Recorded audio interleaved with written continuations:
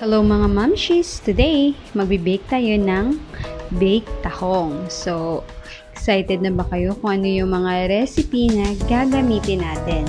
So, let's start mga munch! So, welcome kayo dito sa kusina ni Tin. So, don't forget to subscribe and click the notification bell for more updates.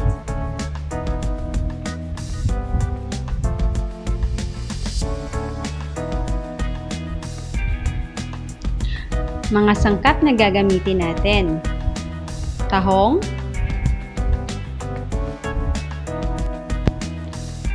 grated cheese, evap, garlic na hiniwa na, and butter. Yan ang mga sangkap na gagamitin natin for our baked tahong. And prepare na natin ang ating lutuan. So, sa rice cooker ko ito niluto kasi mas madali ito maluto. Mga 3 to 5 minutes naman ang cooking time ito.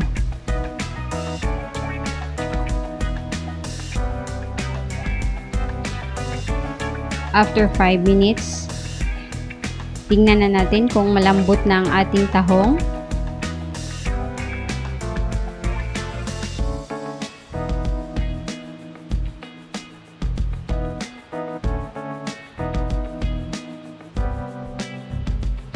Then, kunin natin ang parte ng foot ng tahong.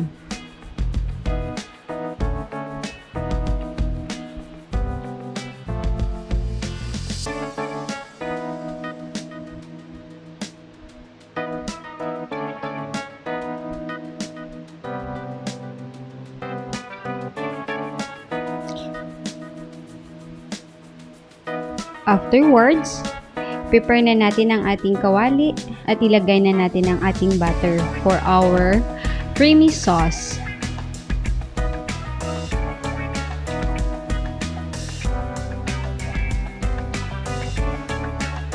Lagay na ang garlic.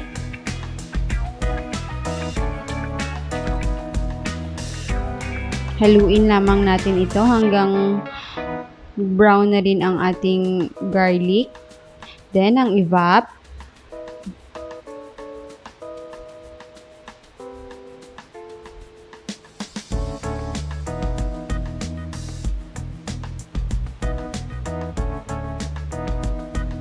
Continue stirring lamang natin ito.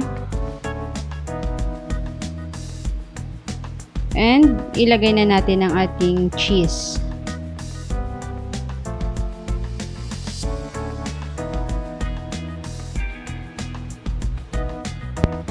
Haluin lamang natin ito ng mabuti hanggang malambot na rin ang texture nito.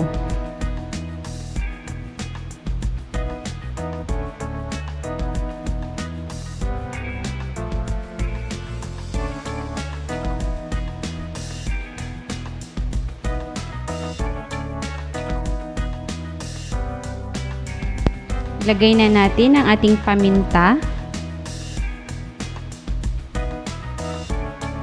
Ayan na.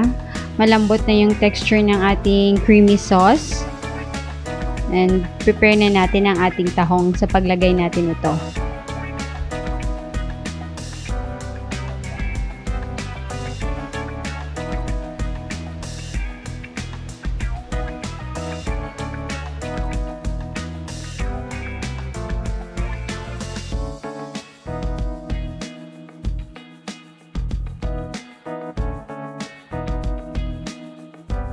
Then, nilagay ko ito sa Airfryer para mas madali ito maluto or ma-bake. Then, nilagay ko ito sa 160 degrees and 10 minutes lamang ang cooking time nito. Then, after the 10 minutes, yan na ang ating baked tahong.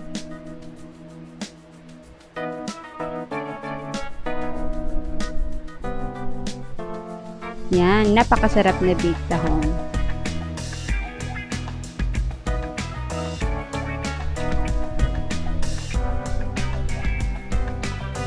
Thank you for watching mga mamshis. So don't forget to subscribe and click the notification bell for more updates.